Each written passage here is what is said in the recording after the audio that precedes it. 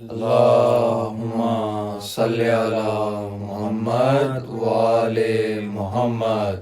اللہم صلی علی محمد وآل محمد۔ لا حول ولا قوة إلا بالله العلي العظيم. أعوذ بالله من الشيطان الرجيم. بسم الله الرحمن الرحيم.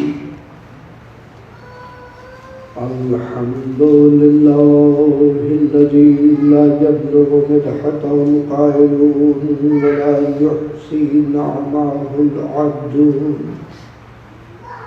ولا يعدي حقه المجتهدون الذي لا يدركه بعد الهمم ولا يناله غاص الفتن الذي ليس لصفته حد محدود ولا نعت موجود ولا وقت محدود ولا أجل محدود. والصلاة والسلام على سيدنا ومولانا وطبيب قلوبنا وشفيع ذنوبنا سيدنا أبي القاسم محمد. اللہم صلی علی محمد وآل محمد۔ والصلاة والسلام على أهل بيته الطيبين الطاهرين المعصومين المظلومين المنتجبين المنتخبين وسيما بقية الله في الأرضين. اللہم صلی علی محمد وآل محمد۔ والصلاة والسلام على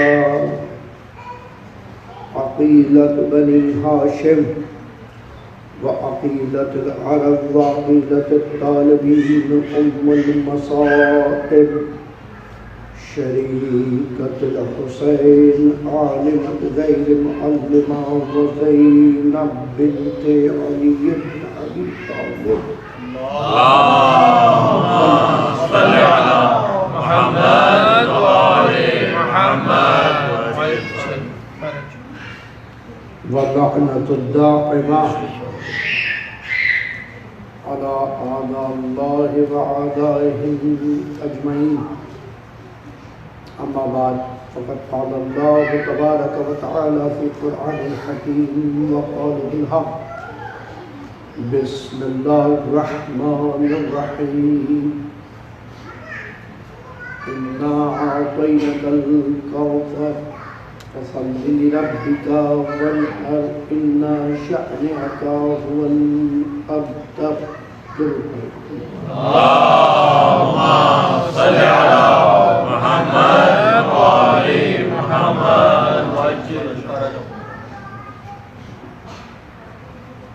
عزاداران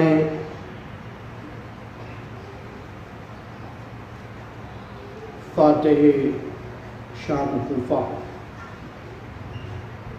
شریکۃ الحسین،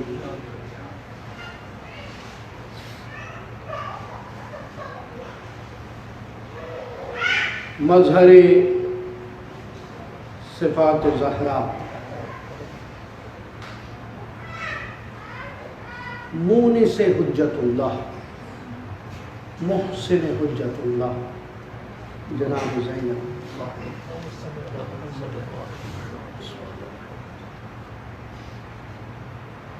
یعنی واقعاً سورہ مبارکہ کوثر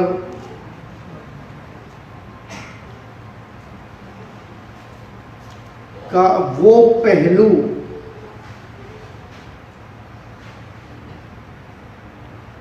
کہ جس کو تا قیام قیامت خواتین کے لیے، آنے والی خواتین کے لیے باعث و عز و شرف بنا دیا گیا، وہ بوجوہ و بذات زینب کبریٰ.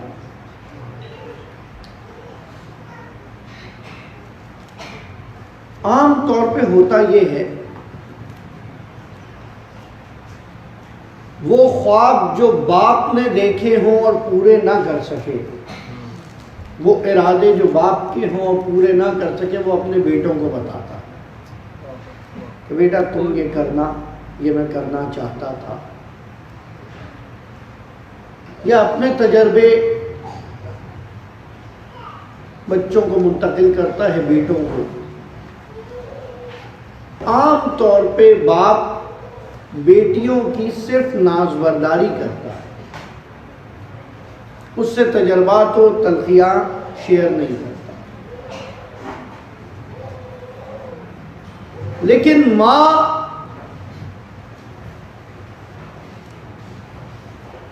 جس طرح اپنے مصائب و آلام اپنی بیٹی سے شیئر کرتی ہے، دنیا میں کسی سے نہیں۔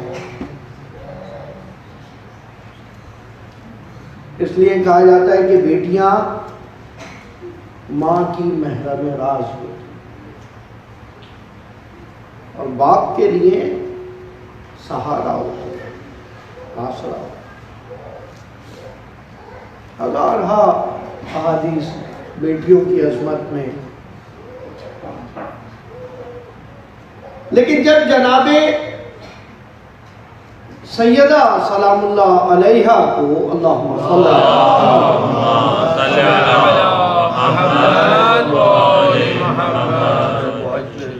ہم نمونہ عمل کے طور پہ پیش کرتے ہیں، آئیڈیل کے طور پہ پیش کرتے ہیں، تھوڑی سی توجہ رکھیے گا، شاید کوئی نیا پہلو۔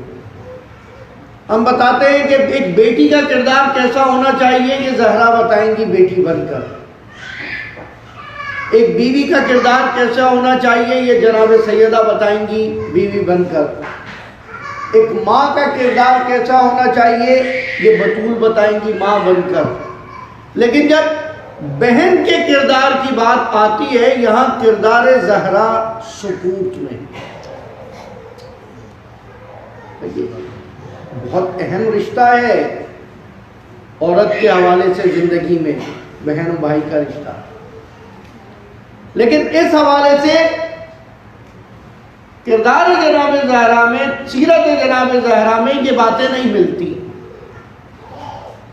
کیونکہ بہرحال ہمارے ہاں ہماری شریعت میں تو کوئی منہ بھولے بھائی اور یہ بھائیوں کا تصور ہے ہی نہیں، تو آپ نے بھی اس طرح کی چیز نہ سنی ہوگی، اور کم سے کم اوتھینٹک نہیں سنی ہوگی، ہو سکتا ہے سن لی ہو، کیونکہ آج کل یہ بھی مشکل ہے۔ تو وہ چیز، وہ پہلو جو شخصیت جناب زہرا کے اندر جب ان کو ماڈل بنا کے پیش کیا جائے، جب ان کو الگو نمونہ بنا کر پیش کیا جائے، تشنا رہ جاتا ہے۔ وہ بہن کا پہلو اگر کوئی عکاسی کر سکتا ہے تو وہ ذات جناب زینب کبریٰ، اور یہ ایک بہت بڑی وجہ ہے، یہ ایک بہت بڑی وجہ ہے کہ کردار زینبی مکمل سیرہ اسوہ جناب زہرا تکمیل کرنے والا۔ اب وہ جتنے افراد اپنی زندگی کو گزارنے کے لیے مشعل راہ ائمہ کی زندگی بنا رہے ہیں، اب وہ مائیں بہنیں جب دیکھیں گی کہ ایک بہن کا کردار کیسا ہونا چاہیے اور شخصیت جناب زہرا میں نہیں ملے گا، تو وہ جناب زینب کی طرف رجوع کرے گی۔ اور کیا کہنا جناب زینب، دو بڑے بھائیوں کی پرورش کی ہے زینب نے، اور ایک چھوٹے بھائی کی پرورش۔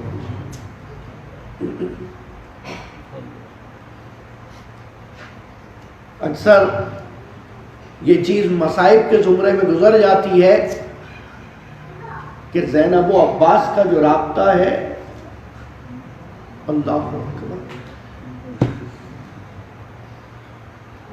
یعنی ماں اگر جاتے ہوئے، اور ماں بھی زہرا جیسی اور بیٹی بھی زینب جیسی بیٹی، گویا زہرا جیسی ماں زینب جیسی بیٹی کو آنے والے عباس جیسے بھائی کے لیے جب وصیت کرے تو حساسیت اور الفت اور محبت کا کیا عالم ہوگا، یہ اندازہ خدا ہی لگا سکتا ہے۔ یا کربلا میں اس جملے سے یہ پتہ چلتا ہے کہ جب آخر میں حضرت عباس اس نے وغا لینے آئے ہیں تو امام حسین فرماتے جا کر بہن زینب سے اجازت لو۔ بہت عظیم جملہ ہے، یعنی گویا اس وقت کربلا رن پڑا ہوا ہے بھائیوں، بھتیجوں، بیٹوں، دوستوں کے، اصحاب کے لاشیں جا بجا بکھرے ہوئے وہاں امام حسین یہ بتا گئے ہیں کہ اگر کوئی بہن کے لیے نمونہ عمل ہو سکتی ہے تو وہ شخصیت زینب کی شخصیت۔ امام آپ امام وقت ہیں، حجت اللہ ہیں، آپ کا سپہ سالار ہے۔ یہ مقامات ہیں جن سے عظمت ثانی الزہرا پتہ چلتا ہے۔ عقیلہ بنی ہاشم، اللہ اکبر۔ آپ کو لگتا ہے بنی ہاشم کے اندر اور خواتین نہیں ہیں؟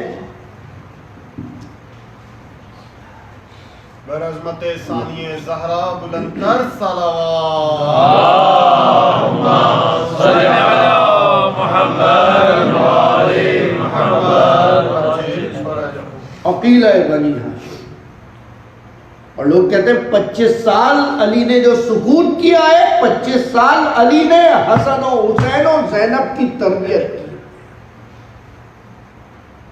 اور کیسی تربیت، اللہ اکبر۔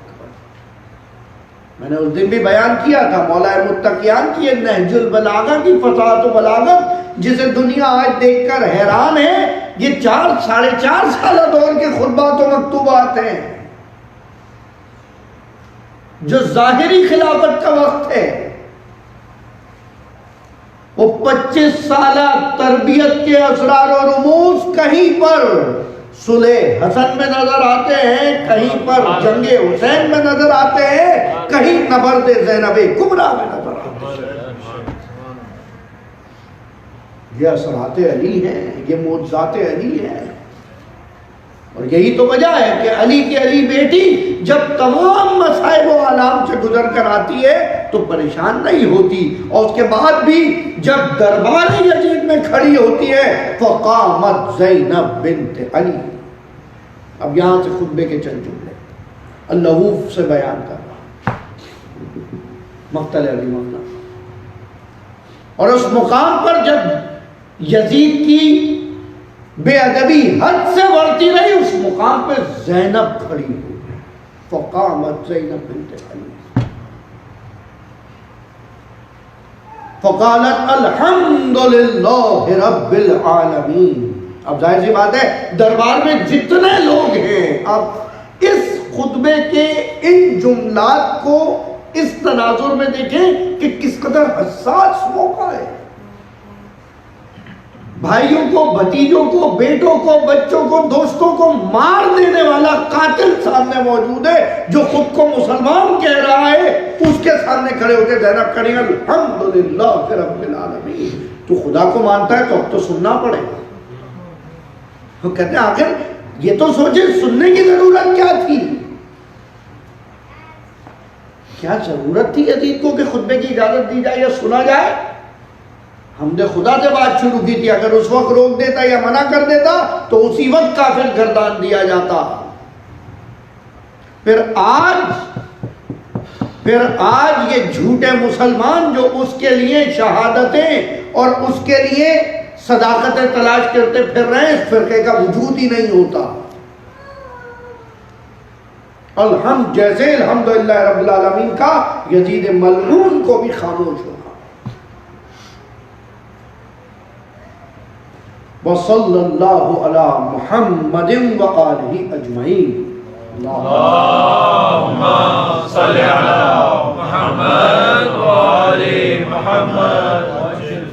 اور یقیناً اس وقت جو دربار یزید میں موجود تھے جن میں حافظ قرآن بھی تھے، قاریان قرآن بھی تھے، اصحاب رسول بھی تھے، تابعین میں سے بھی تھے، تابع تابعین میں سے بھی تھے. اس وقت کے لوگوں نے تو ان اللہ و ملائکتہ یصلون علی النبی تو سنی ہوگی، تو اس وقت بھی اسی طرح درود پڑھا گیا. اور اسی لیے جناب زینب نے نام رسول کے ساتھ وہ آلہ اجمعین کو جمع کیا، اور اس کی آل پر بھی درود دربار یزید میں اس کے درباریوں سے اپنے اور اپنے مرحومین کے لیے درود و صلوات کو پڑھوا دینا یہ زینب کا کام تھا. یہ کوئی خطیبانہ جملے نہیں ہے کہ زینب فاتح شام ہے، عملاً ہے، عملاً پریکٹیکل ہے. اور اس کے بعد قرآن کی آیت سے بات ہو رہی ہے. صدق اللہ کذالک، خدا تو سچا ہے ہی ہے، تم اس سے تو انکار نہیں کرو گے یقیناً. ثم کان عاقبۃ الذین اساءوا السوء، جو برا کرے گا اس کا نتیجہ برا ہوگا. اب ہم آج سمجھ رہے ہیں اس وقت جب چاروں طرف خون کی بو آ رہی تھی اور کٹے ہوئے سر موجود تھے، کیا دربار میں یہ لوگ نہیں سمجھ رہے تھے کہ زینب کس کی طرف اشارہ کر رہی ہیں؟ قرآن کی آیت سے بیان. دیکھیں ہر وقت میں اہل بیت کے خلاف ہونے والے مظالم میں تبدیلی آتی گئی. اسی لیے ہر امام کا طریقہ کار بھی تبدیل ہوتا چلا گیا.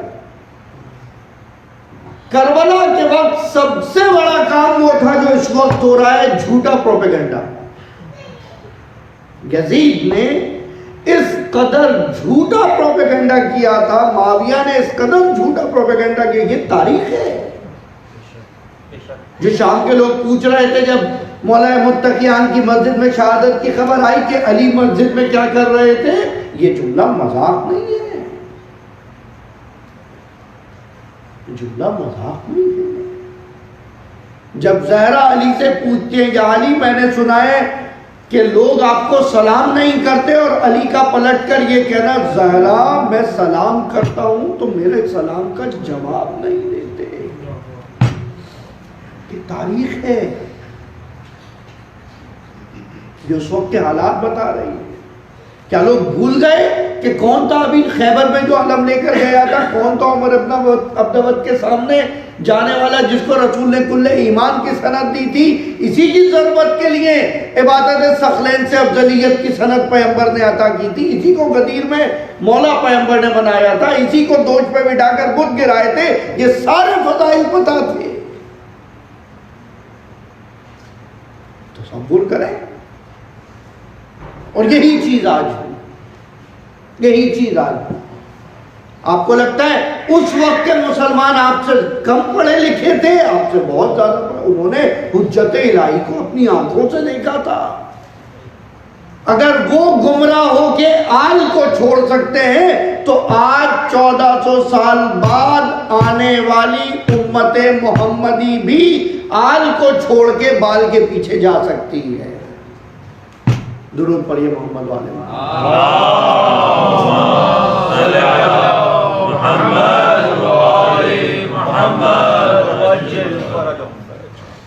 المیاں ہیں، المیاں.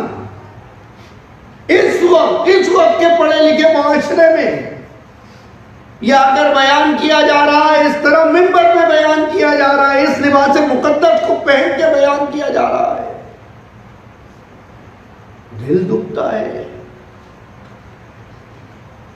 اور پھر جب کوئی سوال کرتا ہے خدا کی قسم رونے کو دل چاہتا ہے. گویا آج تک جو محنت ہوئی تھی وہ بھی رائے گاہ ہو گئی. ہم ارتقاء انسانیت کی بات کر رہے ہیں، ہم ارتقاء روحی کی بات کر رہے ہیں، ہم تکامل انسانیت کی بات کر رہے ہیں، ہم نفس شناسی کی بات کر رہے ہیں، ہم معرفت نفس کی بات کر رہے ہیں، ہم تفسیر دعائے کمیل کی بات کر رہے ہیں، ہم وضاحت دعائے نطوہ کی بات کر رہے ہیں. اور یہ پوچھا جائے کہ مولانا کہا جا رہا ہے کہ اگر سورہ بقرہ میں بال نکل آئے تو وہ امام کا ہوگا. تف حیثیت العقلی پر.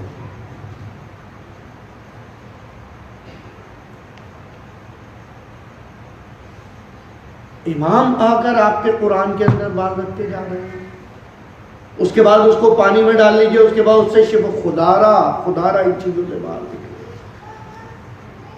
بعد از انقلاب ایران, سنیے آپ, یہ کار زینبی ہے, یہ کردار زینبی ہے. جناب زینب نے بعد از کربلا جا کر سب سے پہلے مدینے میں تفسیر قرآن مجید شروع کی تھی, کیونکہ یزید کا یہ پروپیگنڈا تھا کہ یہ لوگ باغی ہو گئے, انہوں نے قرآن اور رسول کو چھوڑ دیا ہے. اس لیے زینب نے جا کر قرآن کی تفسیر شروع کی, اور ناطق قرآن کی گود میں پرورش پانے والی جو تفسیر بیان کرے گی وہ کیسی تفسیر ہو سکتی ہے. بسم اللہ کی تفسیر بیان کرنا شروع کیا جناب زینب نے, تو شام کے لوگ دنگ رہ گئے کہ یہ نکات بسم اللہ میں تھے, ہمیں نہیں پتا. کہ چونکہ آج تک جو تم نے سنا وہ غیروں سے سنا, ہم وہ اہل بیت ہیں جن کے گھر کی یہ کتاب ہے, ہم نے یہ نزول وحی دیکھی ہے. علی کا ذکر اگر آپ کی مجلسوں کے لیے زینت ہے, علی کے چہرے کی طرف دیکھنا اگر عبادت ہے, تو علی کی زینت کا نام زینب کبریٰ ہے. اللہم صلی علی محمد و آل محمد وعجل فرجہم. بعد از انقلاب اسلامیہ ایران ایک گروہ کو پکڑا گیا, ویڈیوز موجود ہیں باقاعدہ, ابھی آپ کو بھیج سکتا ہوں. اور پوچھا گیا بھائی تم یہ پروپیگنڈا کر رہے ہو, آج کل یہ کیا کیا کام تم کر رہے تھے؟ کہا ہمیں خاص طور پر ایک دی جاتی تھی, امداد دی جاتی تھی کہ لوگوں کے عقیدوں کو کمزور کرنے کے لیے ان کے درمیان توہمات کو, بے اساس باتوں کو, جھوٹے خوابوں کو, جھوٹی چیزوں کو پھیلائیں. مثال کے طور پر ایک عالم دین نے خواب میں دیکھا کہ امام رضا خواب میں آئے ہیں اور کہہ رہے ہیں کہ شاہ ایران کے لیے دعا کرو, اور اس کے ساتھ ساتھ پوزیٹیو بھی کہ جب تم 18 چاند کی 18ویں تاریخ کو یہ سورہ پڑھنے کے بعد چاند کو دیکھو گے تو اس پہ نعوذ باللہ امام خمینی کی تصویر تمہیں بنی ہوئی ملے گی. یعنی ادھر سے بھی پھیلائی جا رہی ہے, ادھر سے بھی پھیلائی جا رہی ہے.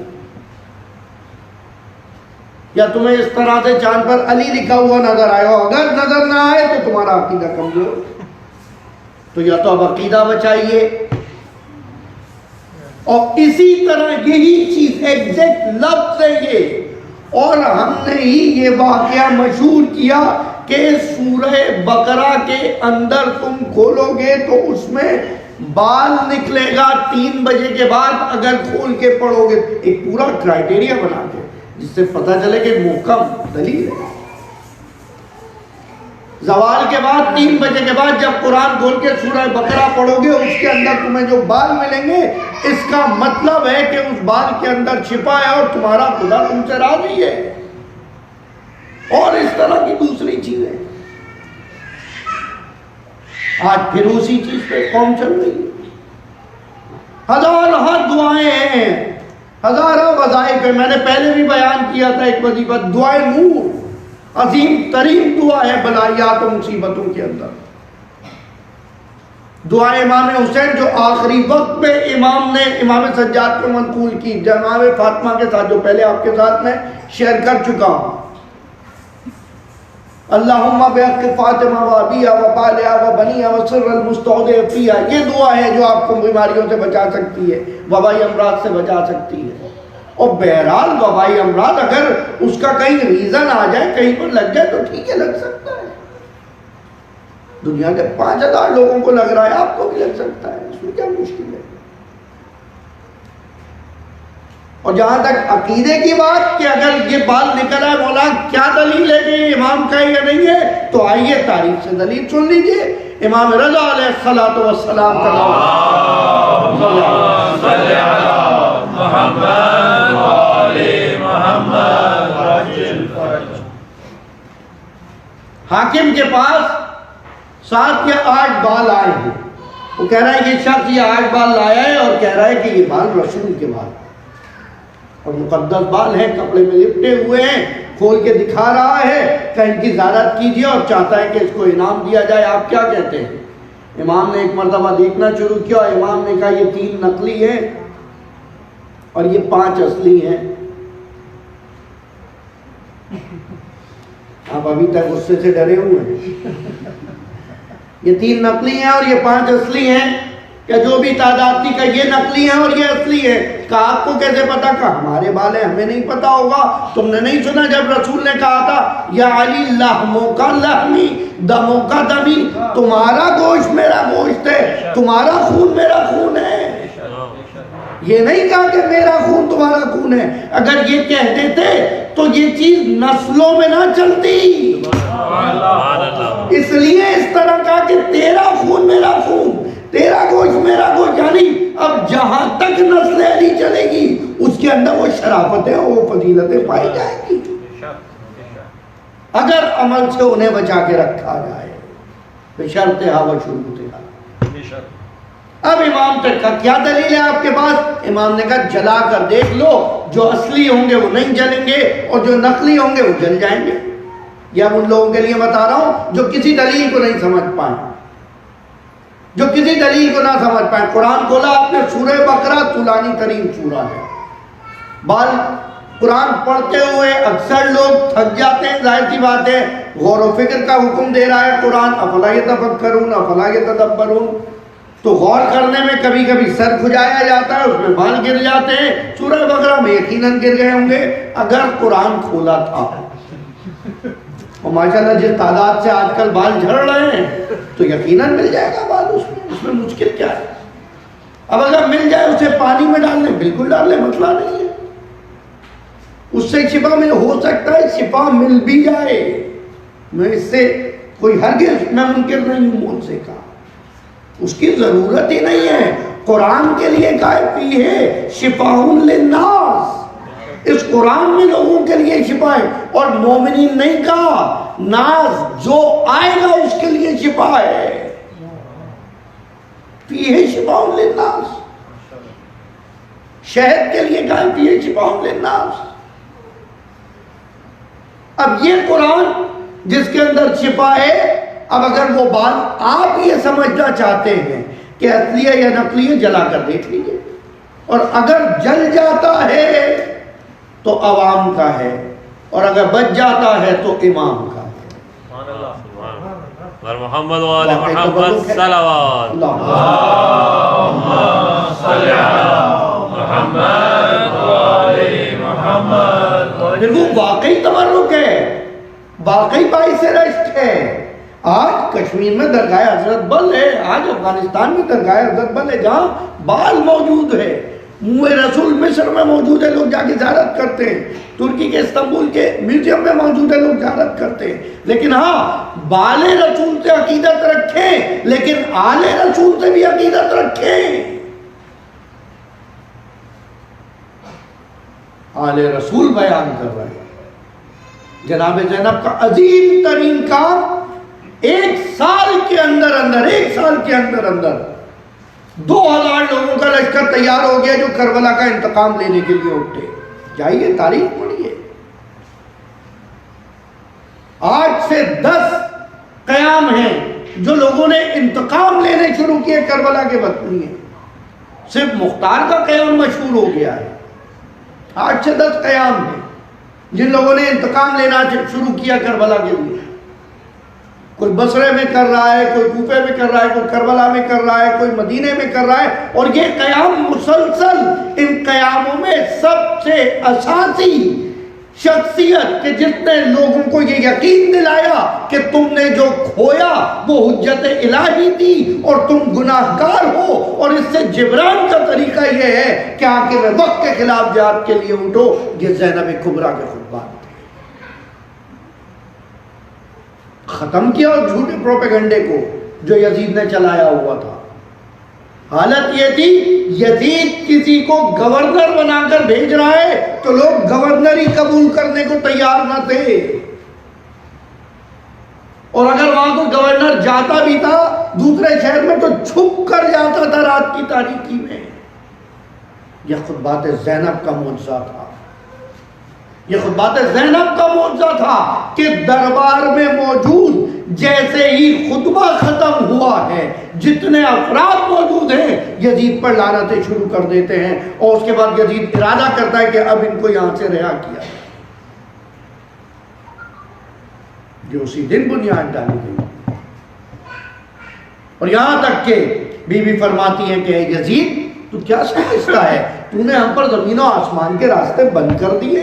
اللہ اکبر، زمین و آسمان کے راستے بند کر دیے ہیں، وہ کہہ رہا ہے جو یقیناً زمین کے راستے اور آسمان کے راستے کے لیے علی کا جملہ ہے کہ میں آسمان کے راستوں کو کف دست کی طرح جانتا ہوں، یہ زینت علی ہے جو دربار میں کہہ رہی ہے اذنن تو تم سمجھتے کیا ہو، تم نے گمان کیا ہے کہ تم نے ہمارے لیے زمین و آسمان کے راستے بند کر دیے ہیں۔ اور یزید کیا یہ ظلم نہیں ہے کہ تیری بیٹیاں حجاب میں ہیں؟ اللہ اللہ، امن العدل یبن الطلقاء، اے آزاد کردہ کی اولاد، جرأت چاہیے یہ جملہ کہنے کے لیے حاکم کے سامنے، وہ ظالم جو سب کو مار چکا ہے، سب کو تہہ تیگ کر چکا ہے، اس کے سامنے زینب اس طرح بول رہی ہے، اس کے سامنے یہ بات کر رہی ہے یبن الطلقاء، اے آزاد کردہ کی اولاد، کیا یہ عدل ہے کہ تیری خواتین و مستورات حجاب میں بیٹھے اور آل نبی اس طرح دربار و بازار میں گھوم رہے؟ سن 11 ہجری میں جب مدینے میں سیدہ پیون لگی چادر پہنے دربار کی جانب جا رہی تھی، عجیب جملہ ہے،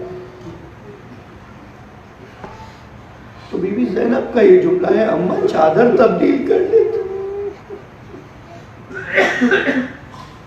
باہر جا رہی ہے ردا تبدیل کر لیتے، لیکن اس کے بعد تفصیل نہیں ہے۔ زہرا کیا بتاتی، بیٹا میں اس وقت جا رہی ہوں، میرے سر پہ ردا موجود ہے، جب تم کل دربار آؤ گی تمہارے سر پر ردا بھی موجود نہیں۔ اللہ اکبر، اور جہاں مصیبتوں کا یہ عالم، زہرا نے کہا تھا مجھ پر جو مصائب پڑے وہ ایسے تھے کہ دن رات میں تبدیل ہو جائے۔ بی بی آپ پہ دروازہ گرایا گیا، آپ کا محسن شہید ہو گیا، آپ کے بابا کا جنازہ موجود رہا، لوگ حکومت سازی کرتے رہے، لوگ علی کو سلام نہیں کرتے تھے، یہ درد تھے زہرا کے۔ اب ذرا زینب کے درد سن لیجئے، دروازہ نہیں خیمے جلا دیے گئے۔ اللہ اکبر، ماجائے کا لاشا موجود ہے کہ جو تیروں سے چھپا ہوا ہے اور بے لباس ہو رہا ہے، کفن نہیں دے سکتی، دفن نہیں کر سکتی، اور ایک محسن کی بات کر رہی ہے، سیدہ سیدہ یہ دیکھیے زینب، کبھی اکبر کے لاشے پر، کبھی قاسم کے لاشے۔ اللہ کربلا سے جو سلسلہ مسائب شروع ہوا ہے، بس چند جملے سنیے، کربلا سے شروع ہوا یہ سلسلہ اور چلتے چلتے مدینے تک آ رہا ہے۔ زینب ان مسائب کے ساتھ ہیں، لیکن کیا کہنا اس شریکت الحسین کا کہ اس طرح حسینیت کو پھیلایا ہے، کیونکہ اب رات کی تاریکی جب آتی ہے زینب نمازوں میں مشغول ہو جاتی ہے۔ عجیب روایت ہے، سید سجاد سے روایت ہے، میرے مولا فرماتے ہیں میری پھوپھی نماز شب ترک نہیں کرتی تھی۔ مائیں بہنیں سنیں، عزادار سنیں، حسینی سنیں، عاشقان حسین سنیں، زینب نماز شب ترک نہیں کر رہی، بیٹھی ہوئی نماز پڑھ رہی ہے۔ اور جب سید سجاد نے پوچھا پھوپھی اماں میں نے دربار و بازار میں بھی کبھی ایسا نہ دیکھا، یہ اب کیا ہو گیا؟ کہتی ہے ارے سجاد، ملنے والی غذا اس قدر کم ہوتی ہے،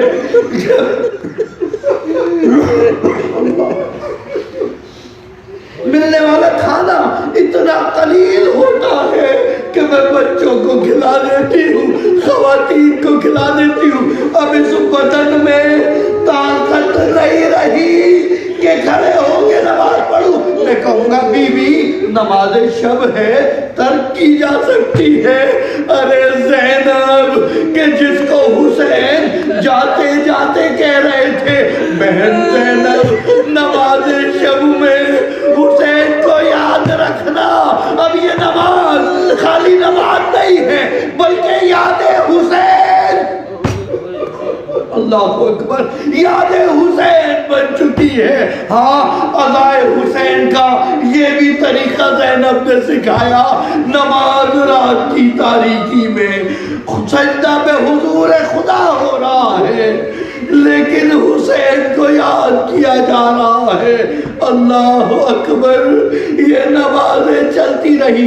عزیزو کہنا آسان ہے، تصور کرو پاؤں میں بیڑی ہو تو کس طرح تشہد پڑھو گے، ہاتھوں میں زنجیریں ہوں تو کیسے قنوت کے لیے ہاتھ اٹھاؤ گے۔ اور زینب، علی کی بیٹی زینب، سر پر رضا نہیں ہے اور سکینہ رضا کے بارے میں سوال کر رہی ہے، بچے پیاس سے ہلکان ہے اور اس درمیان عبادت انجام دی جا رہی ہے۔ بس عزیزو کوفہ و شام سے گزر کر مدینے تک زینب آئی، آخری وقت میں قحط پڑ گیا، عبداللہ کے ساتھ شام کی جانب واپس پلٹی ہے اور شام میں ہی آخری وقت گزرا ہے۔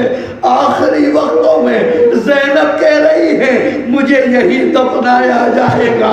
عزیزو یہی شام تھا کہ جہاں زینب کے بابا پر لعن کی جاتی تھی، اب زینب کا روزہ شام والوں کے لیے پناہ گاہ بن جائے گا۔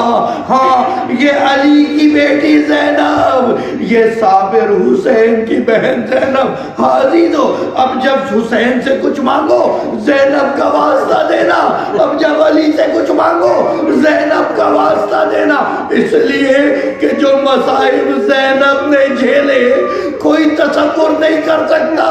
ذرا سوچو جب کوئی بچہ اونٹ سے گر رہا ہے زینب موجود ہے، سید سجاد کو درے لگ رہے ہیں زینب موجود ہے، سکینہ کے تماچے لگ رہے ہیں زینب موجود ہے۔